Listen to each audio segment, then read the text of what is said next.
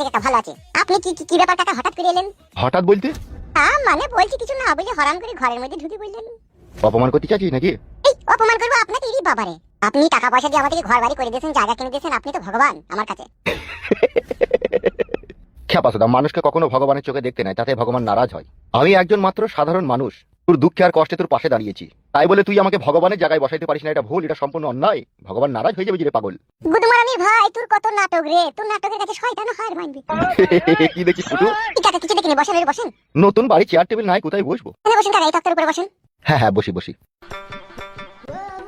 ওইদিকে একটু চেপি বসা দেখিনি। কেমন আছে? কেমন? ভালো আছি, আপনি কেমন আছেন? কি ব্যাপার, কথাটা কেমন ঘোলা ঘোলা লাগছে মনে হয়েছে? আমি এর জন্য তোমার স্বামীকে টাকা দিইনি ঘর বাড়ি করার জন্য? এইভাবে পুন ঘুরিয়ে পুঙ্গা ঘুরিয়ে কথা শুনবো? আমি ওরকম ব্যক্তি লয়। ফুল ঘুরিয়ে ফুলা ঘুরিয়ে আপনি ভালো আছেন বলেন, আমি বললাম হ্যাঁ ভালো আছি, ঠিকই তো বলেছি। না, এর মানে এটা নয়। দেখে আমি বুঝতে পারছি তুমি হয়তো আমার উপরে কেমন একটা রাগ রাগ ভাব দেখাচ্ছ। এই মা, আমি আপনার উপরে রাগ করতে যাবো কেন? কাকা একটু মনে হয় শরীরটা খারাপ, বসে এই জন্য। একটা কথা শুনে রাখো, আমি যখন এই ঘরে আসবো, তোমার কাছে আসবো, তুমি তোমার স্বামীর সাথে যেরকম ব্যবহার করো, আমার সাথেও সেরকম ব্যবহার করবে। আপনি টাকা পয়সা দিয়েছেন বলে যেমন তাই নাকি?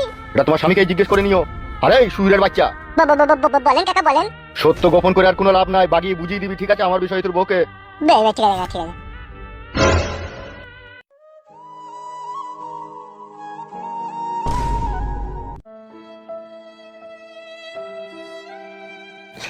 কি হয়েছে বলো তো? তোমার সামনে এরকম কথা বললে এমএলএ সাহেব, তুমি কিছু বললে না। কি হয়েছে গো?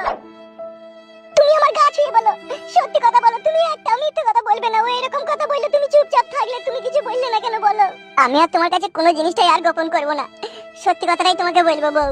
আর তুমি সত্যিটাই বলবে, বলো কি হয়েছে, সত্যিটাই বলো।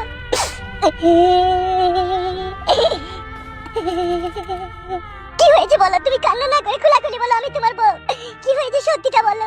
শোনা বউ গো, আমার মতো হতভাগা কাপুরুষ যেন আর পৃথিবীতে কোথাও যেন না থেকে থাকে। আমি শুধু তোমার জীবনের আর আমার জীবনের কথা ভেবে এমএলএ সাহেবের শর্ত আমি মেনে নিতে রাজি হয়েছিলাম, এছাড়া আমার কোনো রাস্তা ছিল না বউ। কি বলছো তুমি গো? কি শর্ত তুমি মেনে নিয়েছিলে বলো, তুমি আমার কসম লাগে বলো। শোনা বউ, তাহলে শুনো সেদিনের ঘটনার কথা। যেদিন ছোট ঢেমনের সাথে তোমার ঝগড়া হয়েছিল বাড়িতে, সেদিন যখন এমএলএ সাহেব ফয়সালা করে দেয়, তখন কিন্তু বললো যে তোকে আমি একটা এমএলএ করে ঘর পাইয়ে দেবো।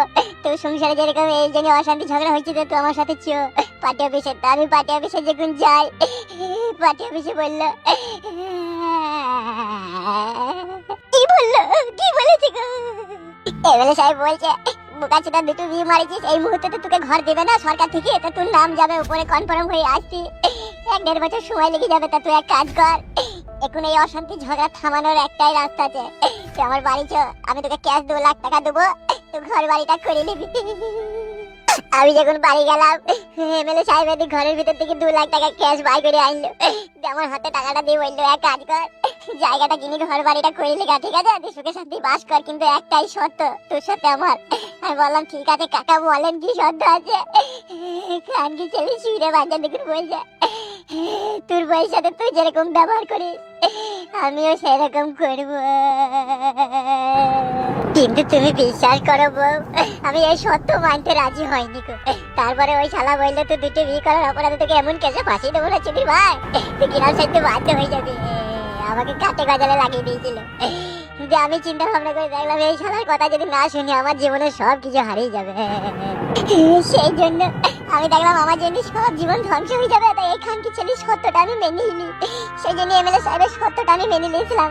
আর এমএলএ সাহেব তোমার সাথে সহবাস করবে এটাও আমাকেও বলে দিয়েছিল, আমি তাতে রাজি হয়েছিলাম।